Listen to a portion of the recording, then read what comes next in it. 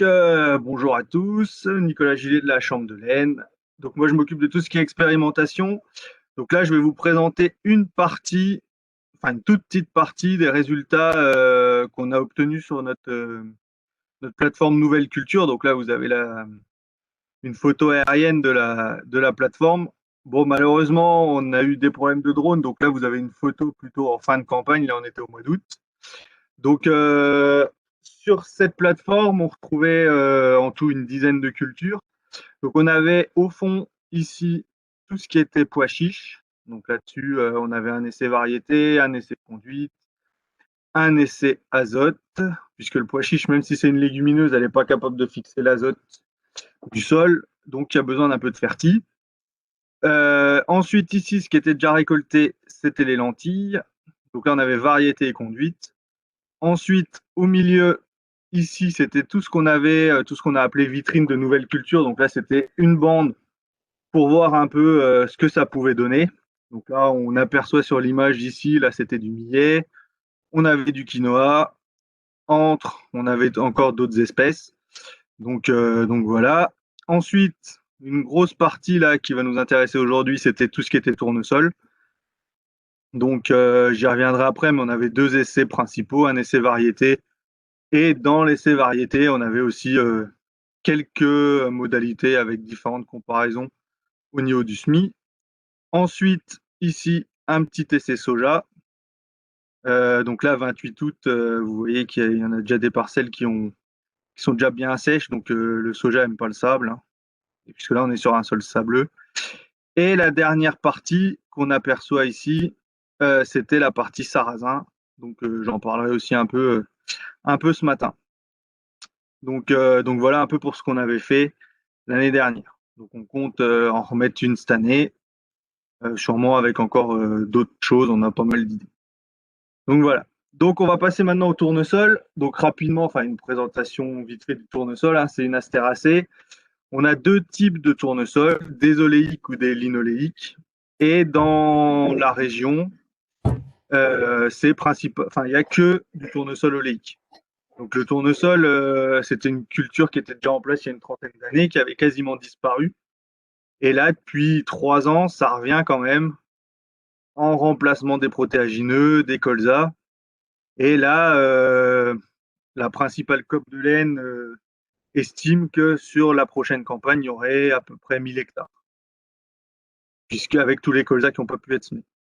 Donc l'intérêt du tournesol, c'est que c'est peu exigeant en intrants, peu exigeant en eau, et en plus, au niveau biodiversité, c'est quand même vachement intéressant, puisque là, on peut voir ici une belle larve de coccinelle. Donc là, cette année dans l'essai, c'était blindé. En fait, les pucerons sont arrivés en même temps que les larves de coccinelle et on avait un paquet, au minimum une larve par pied, voire même plus. Donc ça, c'est pour le printemps. Et après, quand on avance, au moment de la floraison, c'est une super plante mellifère avec les fleurs. Donc c'est ça qui est intéressant pour le tournesol. Après, son principal point faible, c'est la levée et les ravageurs. Mais bon, là-dessus, on va voir après, on n'a pas été trop embêté. Donc, les deux essais qui ont été mis en place, donc comme je vous disais, donc notre plateforme, elle était juste à côté de l'An. On était plutôt sur un sol sableux. Le précédent, c'était une orge de printemps, ça n'a pas été labouré. Et le tournesol a été semé le 21 avril et récolté le 16 septembre. Donc, deux essais. Le premier essai, le plus important, un essai variété. Donc on était dans le réseau très précoce Terrinovia, donc c'est toutes les variétés qui sont en gris. Donc ça, c'est les plus précoces du marché. Et après, nous, on avait rajouté des variétés, donc plutôt des variétés un poil plus tardifs, mais qui passent aussi largement dans la région. Donc l'idée, c'était de voir les différences de potentiel et de précocité, puisque en fonction d'où on va se situer, on n'aura pas forcément le même choix variétal. Et ensuite, le deuxième, enfin c'était vraiment quelques modalités dans le gros essai. Donc on a comparé un SMI à, j'ai mis 17 mais c'est 15, comparé à un SMI, donc à osmore de céréales, comparé à un SMOR mis en place. Et après, on avait fait aussi une modalité avec un apport de 18,46 pour voir si ça changeait quelque chose en termes notamment de vigueur. Donc voilà pour les deux essais mis en place. Donc en termes de résultats, d'itinéraire technique, pardon, avant. Donc le tournesol, on la se met à 75 mg/hectare. Un désherbage post-semis prélevé. Ensuite, 50 unités d'azote au semis. Et étant donné qu'on était sur un sol léger, j'ai remis 20 unités en ammonitrate le 2 juin, parce qu'on voyait que ça avait bien levé, ça avait un beau potentiel. Donc on a remis un peu d'azote. Et élément important qu'il ne faut pas négliger sur le tournesol, c'est le bore. Donc là, 3 litres, on a remis 3 litres d'unibore. Donc pas d'insecticide, parce que comme vous l'avez vu sur la photo d'avant, les coccinelles ont bien fait leur job, et du coup, pas vraiment de problème. En termes de pluviaux, donc on a semé ici le 21, on a eu de la chance. Il y avait eu un petit peu de pluie avant, donc le sol était quand même un peu humide. Et derrière, on a eu la vingtaine de millimètres là début mai, qui a permis d'avoir une belle levée. Et après, bon, ça a été plus compliqué. Jusqu'au mois de juin, ça allait, on avait de la flotte. Et puis après, bah, comme partout, quasiment plus d'eau jusqu'à la récolte. Quelques petites pluies autour du 15 août, mais c'est tout. Et on verra dans les résultats que le tournesol, dans ces conditions, s'en est plutôt très bien sorti. Donc voilà pour le climat et l'itinéraire technique. Ensuite, en termes de levée, donc là, comme je vous l'ai dit, on a eu de la chance d'avoir de la pluie. En plus, en étant dans un sol sableux, on a eu vraiment une très belle levée. Donc on peut le voir sur la photo. Et après, si on compare les variétés, c'est vraiment pas mal. La plus mauvaise, Mosaïque, est à 80% de levée. Mais sinon, on est entre 90 et 100. Avec quand même un petit bémol. Alors, Mosaïque, c'est vraiment peut-être un problème de semence. La seule qui a été touchée par les oiseaux, c'est celle-là.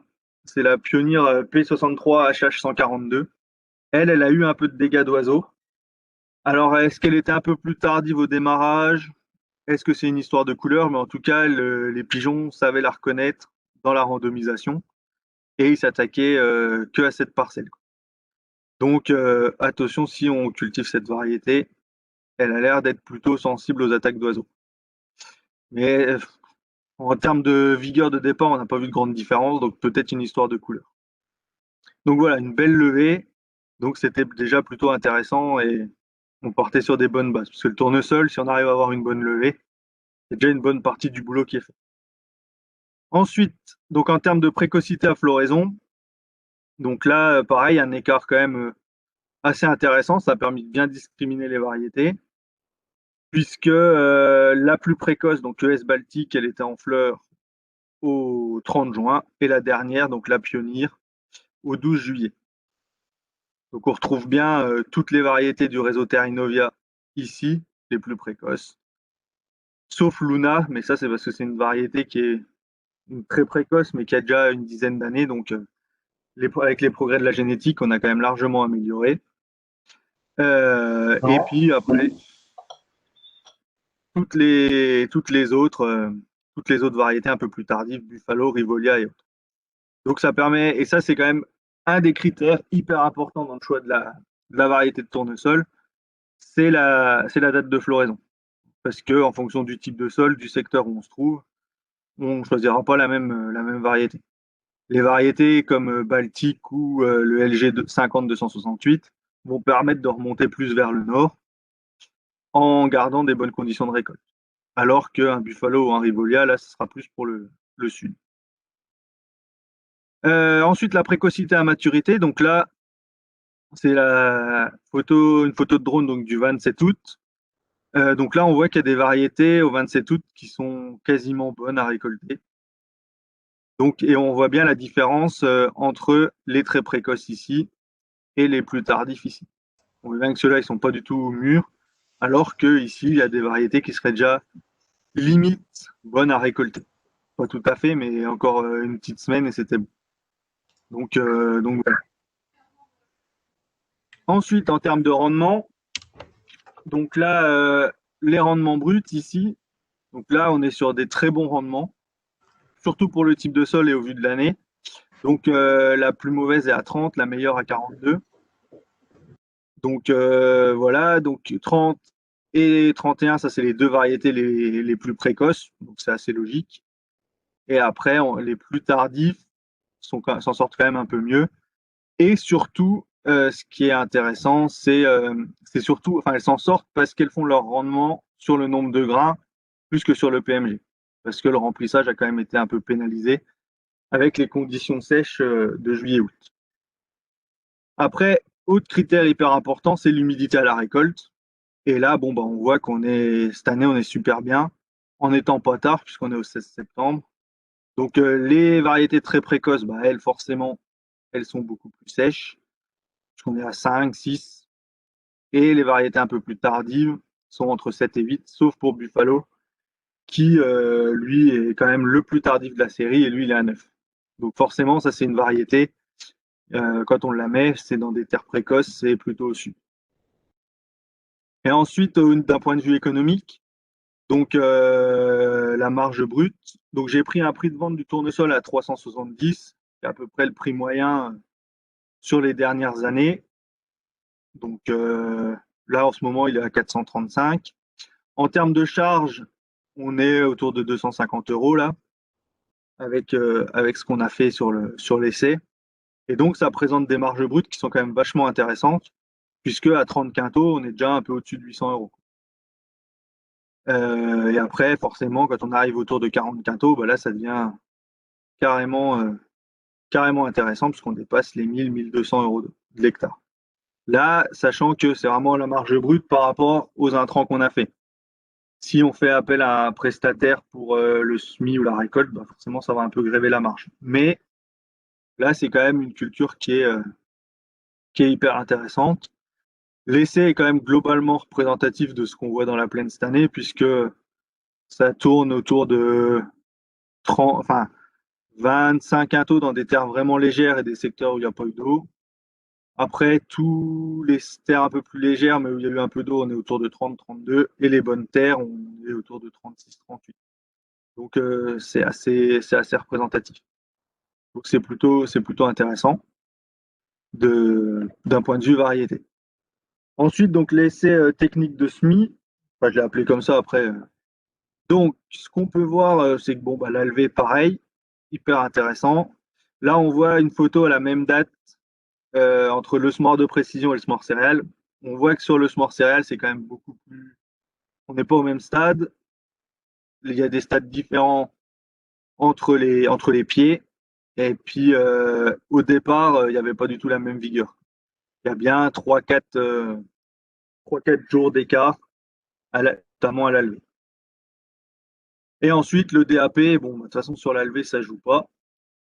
Et on n'a pas vu de différence de vigueur. La variété ne se voyait pas du tout dans l'essai. En termes de rendement, donc là, bah, tout est pareil, tout le monde a gagné. Donc le DAP, on est égal. Et entre le rendement à 15 ou à 40, il y a pas non plus de différence. Sachant qu'en plus, il y a quand même un petit biais sur la modalité qui était à 15, parce qu'on ne l'a pas mis au milieu de l'essai, sinon ça devenait impossible à semer. Elle était mise en bordure. Donc les 2 quintaux d'écart, ils s'expliquent surtout par le fait que la parcelle, elle a bénéficié de l'effet de bordure, et du coup, bah, il y avait un peu plus de place pour les capitules pour se développer. Mais statistiquement, on voit bien qu'il n'y a pas de différence. Et donc les perspectives sur les essais tournesol, donc on va continuer les essais variétés. Travailler sur la levée, peut-être travailler un peu sur quand il y a des problèmes d'oiseaux, sur des semis dans des couverts, des choses comme ça. Et après, on va travailler aussi sur la fertilisation du tournesol. Donc voilà, après, je ne sais pas si vous avez des questions avant de passer au sarrasin, ou si on fait tout à la fin, n'importe.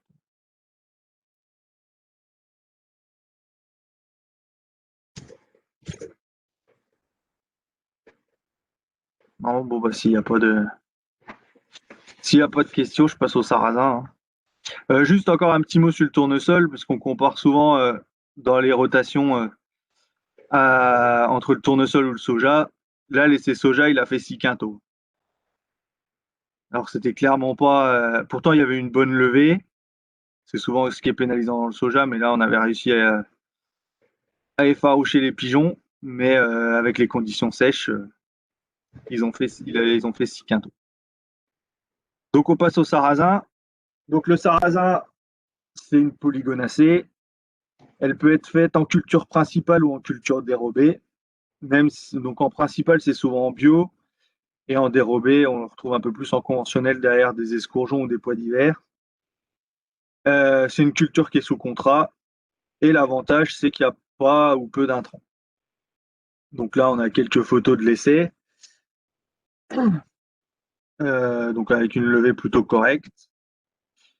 Donc pareil, dans les sables, semé le 23 avril, récolté le 16 septembre, densité de semis 200 grains. La pluvio, de toute façon, forcément, c'est la même. Donc, ouais, donc au niveau des variétés, on en avait 7 et on avait fait une variété à 2 densités. En termes de levée, c'est correct, sauf pour l'Iléja et la harpe qui sont à 60%, sachant que nous, l'organisme qui propose les contrats, signe uniquement en variété la harpe et en variété Zita. Donc bon, en levée, c'est quand même plutôt correct. Là, donc, on était en culture pure. Il faut savoir aussi qu'on était un petit peu tôt au niveau de la date de semis. Bon, c'est passé, mais il y a un matin là autour des Saintes Glaces où il y a fait 0. Le sarrasin à -1, -2, c'est fini les gelées. Mais là, c'était pour des raisons organisationnelles. Le semoir était là, donc on a tous mis en même temps. Du fait du type de sol et des conditions hyper sèches de l'année, on voit que les rendements, c'est pas terrible, puisqu'on va de 6 à 10 quintaux. Donc là, en fait, le sarrasin, c'est une floraison à déterminer. Et du coup, chaque fois qu'il pleuvait, ça repartait en floraison, mais le problème, on se reprenait un coup de chaud derrière. Et du coup, les fleurs coulaient, quoi. On avait un autre essai où on l'a semé là en dérobé. Il a été encore plus pénalisé. Il a été semé au 20 mai. Et là, il fait même pas 5 quintaux. Et une humidité, là, on est à une humidité proche de la norme, autour de 15. L'autre était à une humidité à 25. Donc voilà, on voit une petite réponse quand même à la densité, 4 quintaux. Et là, on n'a pas de différence statistique parce que l'essai n'était pas assez précis. Parce que dans l'essai, il y a aussi eu quand même une invasion de kénopodes importante, donc on les a enlevés, mais ça a quand même aussi un peu pénalisé le potentiel. Au niveau économique, donc les contrats à l'heure actuelle, ils sont signés, c'est autour de 400 € tonne, à peu près. Le coût de semence, on est autour de 70 €. Et donc, voilà, bon, là, forcément, vu que les rendements sont pas hauts, les marges sont pas hautes. Et après, il faut quand même faire attention avec le sarrasin si derrière il y a des betteraves, parce que ça peut être un peu compliqué à désherber.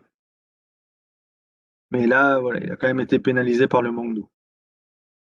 Et donc, ce qu'on compte peut-être retravailler l'année prochaine sur le sarrasin, c'est les variétés et regarder aussi ce qu'on peut faire au niveau des herbages, notamment des herbages antidicotes, antigraminées. On sait que les herbicides foliaires, ils passent sans problème, mais voir un peu dicote, j'ai vu un essai du GNIS, donc on va peut-être essayer ça parce que ça peut quand même être un frein au développement du sarrasin s'il est blindé de kénopodes. Donc on va sûrement essayer de faire un petit essai de désherbage.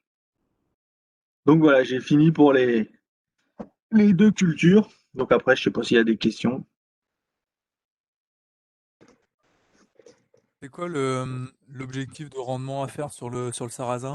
Là, tu as dit que Bah, c'était un petit peu faible, mais c'est quoi le rendement bah normal? t'es bien entre 15 et 20, quoi.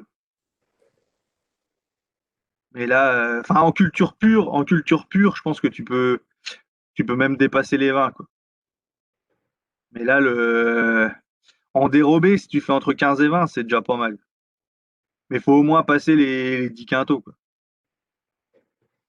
Mais là, c'est vraiment le problème de la sécheresse et du coup de chaud, quoi. En fait, je pense que même la sécheresse, ça peut passer, mais c'est les coups à plus de 30 degrés où là, les fleurs, elles coulent, quoi. En fait, t'arrivais de loin, tu te disais, ouais, c'est tout brun, c'est tout noir, il y a plein de grains. Puis en arrivant devant, tu voyais les fleurs qui avaient avorté et du coup, c'est fini, quoi.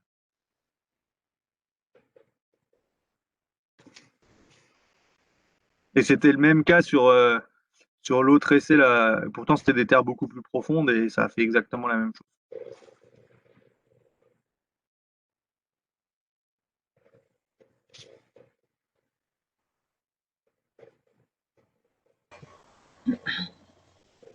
Alors, que sont devenues les autres cultures? Tout ce qui pouvait être récolté a été récolté. Donc les pois chiches, on a récolté, les lentilles. Il y a que, bah là, on voit un peu sur la photo. Ici, on avait la cameline. Bon, on l'a récoltée, mais bon, rendement, c'est vraiment faible. Et surtout, il y avait quelques kénopodes. Et pour faire la différence entre le kénopode et la graine de cameline, sinon, je pense que j'y serais encore depuis la récolte à trier. À côté, ici, on a de la cartame. Donc ça, c'était une bonne surprise. C'est une plante qui sert à faire de l'huile. Et on a réussi à sortir 25 quintaux. Ensuite, ici, on avait de la crotalaire. Donc c'est une espèce de qui vient du Sénégal, qui fait un peu de graines. Bon là, elle était en fleurs. Donc voilà. À côté le millet, on aurait presque pu le récolter, mais on était un peu juste en maturité. Ici, on avait semé du sésame, mais il n'a pas levé. Là, c'était du chia. Et là, le chia, là, on n'avait pas la bonne variété. En fait, elle n'a jamais fleuri. Alors que Terre Noveo, par exemple, ils ont essayé du chia et eux, ils avaient la bonne variété et ils ont réussi à le récolter, bah, comme nous, là, au 15 septembre. Donc ça, on va réessayer l'année prochaine pour, avec la bonne variété pour voir ce que ça peut donner. Et la dernière bande ici, c'était du sainfoin. Donc là, c'était pour voir en termes de plantes mellifères. Mais tout ce qui pouvait être récolté a été récolté. D'accord. Et tout a été récolté le 15 septembre, sauf les lentilles qui ont été récoltées le 7-8. Et merci. Pour la camélie, vous aviez testé quoi?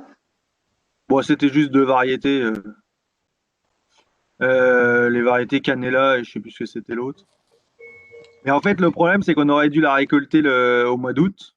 Mais quand on a fait la dernière parcelle de lentilles, il y a la moissonneuse qui est tombée en panne. Et du coup, bah, quand on est revenu au 15 septembre, la cameline, elle n'était pas égrenée. Mais le problème, c'est qu'elle s'était éclaircie et les kénopodes avaient été passés au-dessus, quoi. Et donc, après, à la récolte, il y avait plus de kénopodes que de cameline. Mais c'est parce qu'on l'a récolté tard, quoi. Sinon, si on l'aurait récolté au mois d'août, on aurait pu avoir le rendement, mais voilà. Toutes ces cultures un peu alternatives, là, Ouais. il y a des débouchés, il y a des marchés? Alors, bon, on a surtout maintenant du coup regardé un peu la carte, hein, vraiment ce qui. T'en as un peu pour faire de l'huile, quoi. De l'huile pour notamment pour la cosmétique. Mais du coup là, l'idée, parce que c'est vraiment de voir si ça peut déjà. T'as quelques marchés, mais c'est vraiment de voir si ça peut se cultiver chez nous ou pas, quoi. La partie là, la vitrine, c'est vraiment ça l'objectif.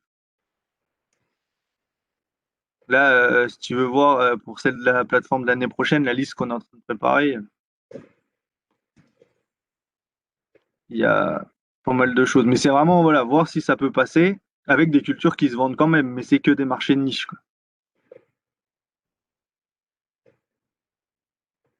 Là, la Cartam, j'en ai vu une parcelle une fois, quoi, chez un bio.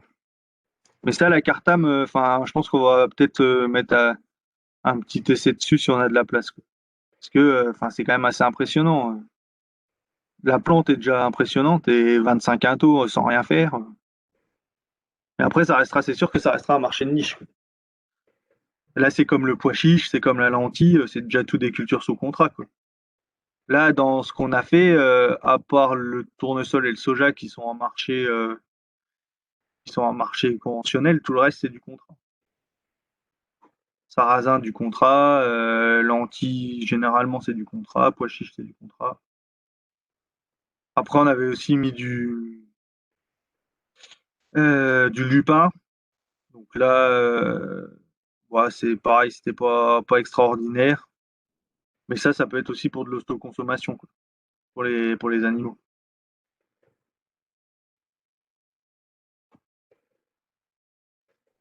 Bon, après, il y a aussi le type de sol qui a joué. On était quand même dans un sable. Ça a des avantages pour la levée, mais après, un peu d'inconvénients, surtout une année comme cette année où il n'y a pas d'eau. Mais au vu des rendements, c'est quand même pas trop mal.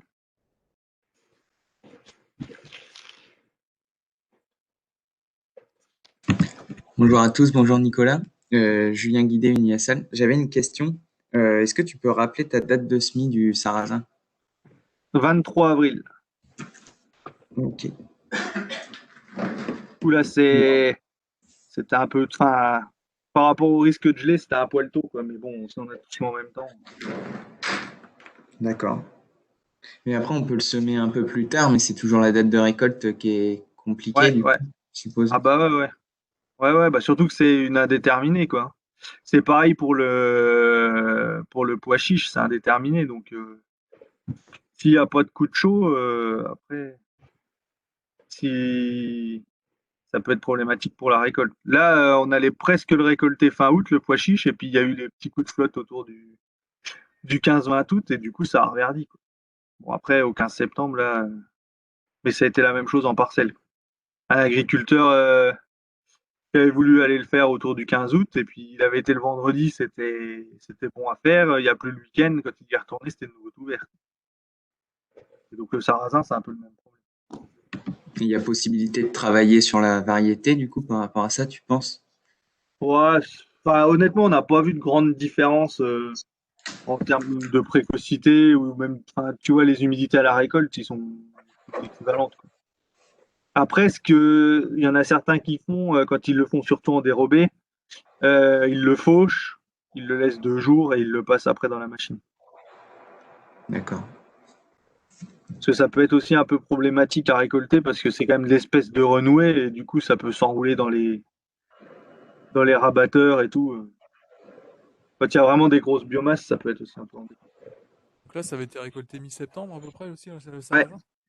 tout. Parce que, Enfin, tout. parce que j'en ai vu là qui avait été récolté après les premières gelées, donc je sais pas, peut-être Ouais. fin novembre, enfin, je sais plus, début novembre, fin octobre, début novembre, je sais plus. Ouais, ouais, ouais. Ouais, bah ça peut être. Mais ça, c'était peut-être du dérobé ou c'était celui sur la route de Landifail? C'est ça, ouais. Ouais, bah là, c'était une parcelle en pur et ouais, ouais, ils ont attendu les premières gelées. Mais après, c'est un compromis. Nous, on voyait bien que de toute façon, on ne gagnerait pas en rendement, quoi. Là, la parcelle dont tu parles, elle avait les pieds dans l'eau, donc elle était magnifique. Eux, ils n'ont pas dû faire 10 quintaux, quoi. Hmm. Donc Mais ouais, ouais, ils ont. enfin, quand on passait devant, c'était vraiment grillé, quoi. Enfin, c'était, Ouais, moi, ouais, ouais, ouais. je me demandais ce que c'était au début, quoi. Bon, après, voilà, ils ont fait ça aussi en fonction des conditions de l'année, mais ouais, un petit coup de gel, ça peut permettre, vu que ça gèle de peur, ça peut permettre de faire quelque chose, quoi. Mais par contre, après, une fois que ça a gelé, t'as intérêt à vite y aller pour récolter, parce que si tu reprends un coup de flotte derrière, tu peux avoir un peu de perte, quoi. Mais là, nous, de toute façon, c'était cramé de chez cramé, c'était fini, quoi. Et c'était quoi comme précédent sur la parcelle? C'était de l'orge de printemps.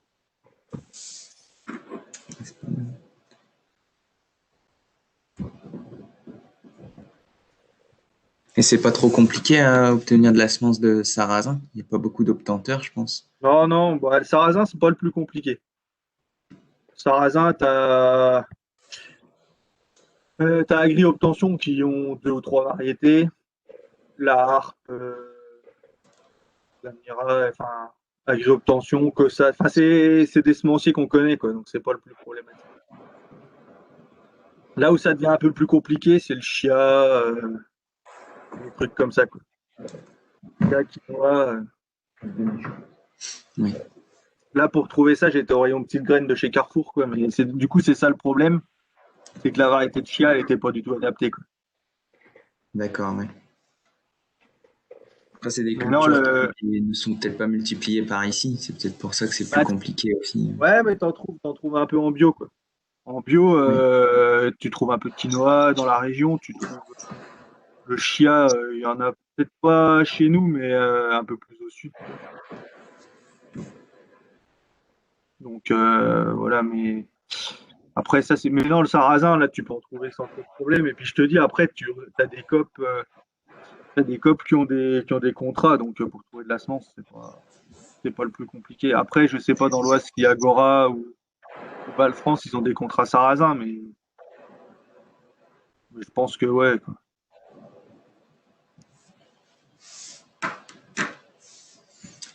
Et du coup, entre l'orge de printemps et tes cultures, il y avait un couvert en place? Ouais, ouais, ouais. Moutarde radis, je crois. Ouais, si, c'est ça. Moutarde radis. Qui était pas super développé. Du coup, ça a été implanté. Il y a eu un coup de disque et puis après, ça a été implanté.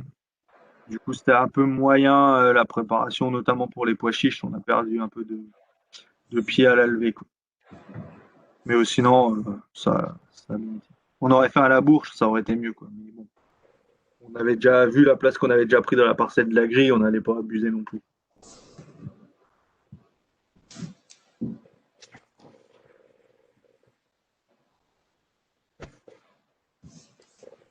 Tu avais parlé, je crois, de quinoa du coup tout à l'heure. Il avait pu être récolté aussi? Non, non, non. Non, non, il était trop juste. Là, on l'a poussé jusque début octobre, mais, il y avait quasiment pas de graines de formée, quoi. Mais bon, lui, on l'a sorti de la parcelle parce qu'il va pas avoir de problème avec la grille l'année prochaine s'il y avait un peu de graines. Déjà qu'il y a pas mal de kénopodes dans la parcelle. Mais non, non, c'était trop juste. Mais ça, c'est pareil, on va retester, mais en essayant de trouver des variétés plus adaptées. Parce qu'il y en a qui arrivent, c'est juste, mais ça peut passer, quoi. Là, on est en train de voir sur la variété. Ouais, parce que nous, on commence à en voir. Enfin, moi, du coup, je suis dans le Pas-de-Calais, mais il y a des producteurs dans le Nord. Donc, je me dis, au niveau climat, normalement, vous êtes plus précoce que nous. Ouais, Donc, ouais, ouais. Ouais, ouais, non, c'est pour ça. Je pense qu'il y a des variétés qui passent. Après, il faut juste qu'on arrive à les trouver. ok.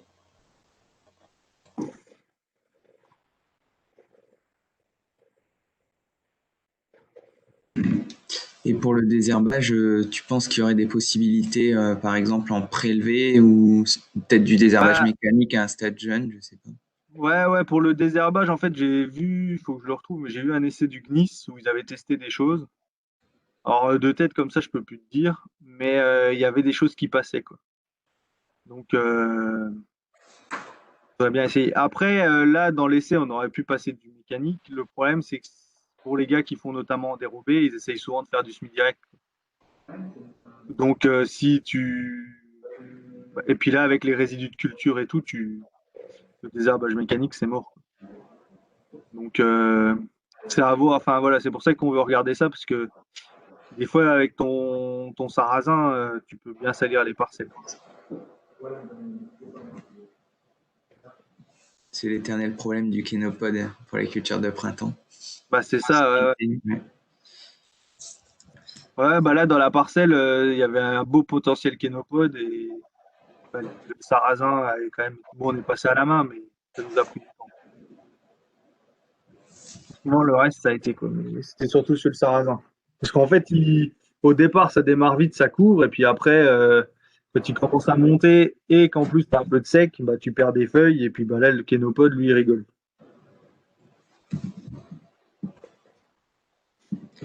Et après, je repensais par rapport au tournesol, c'est pareil, il y a moyen de faire du mécanique quand Ouais. c'est un style de précision. Ah bah ouais, ouais, ça c'est un des avantages du tournesol aussi, hein, c'est que tu peux le biner sans problème. Et là, tu avais fait un post-levé précoce, c'est ça? Non, post semi-prélevé. Prélevé. Ouais. Post-semi-prélevé. En tournesol, à l'heure actuelle, t'as que ça pour désherber. Sauf tu as des variétés Clearfield, où là, avec des produits spécifiques, tu peux passer en post-levé. Mais enfin, nous, à l'heure actuelle, c'est vraiment dans les régions à problème. Là, hier, il y avait un webinaire Terrenovia justement sur le tournesol et ils recommandent quand même ces variétés que quand tu as des problèmes d'ambroisie et autres. Ou sinon, tu arrives quand même à gérer. Et puis là, normalement, d'ici un an, il devrait avoir un produit de post-levé qui devrait arriver et qui passe sur toutes les variétés. Donc ça permettrait de faire du rattrapage si ton post semi-prélevé il n'a pas fonctionné. D'accord. Après, mais la bineuse, c'est quand même, ça marche bien, quoi. Parce que vu ce que tu présentais, ça couvre assez vite le sol, on Ouais, dirait. ouais, En ouais. 2 mois, en 2 mois, si c'est à floraison, ouais, c'est assez rapide. Ouais, Je ouais, sais ouais. que sur la ferme, ils avaient testé le tournesol, ça fait 2 ans du coup, et ils avaient eu un problème de fume de terre, et du coup, c'était un développement assez tardif. Donc, ils étaient embêtés par rapport à ça, en effet, qu'ils n'avaient pas de solution de désherbage post-levée, quoi. Ouais, ouais. Non, bah, c'est ça qui est un peu juste. Et puis c'est vrai que ça part. Si, ce qu'il faut, c'est que ça parte vite pour les problèmes d'oiseaux, quoi. Ouais. Et c'est ça le principal problème du tournesol, c'est les oiseaux. Mais le soja est encore plus sensible. Là, il y avait le soja à côté. Soja, il a fallu vraiment le protéger, alors que le tournesol, ça.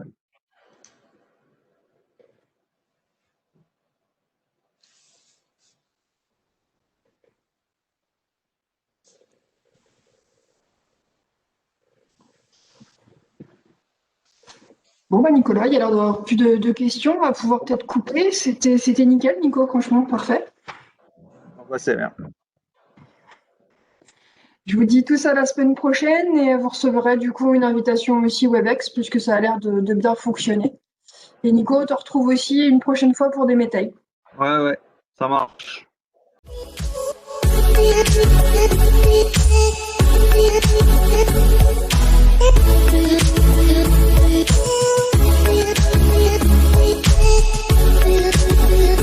Yeah.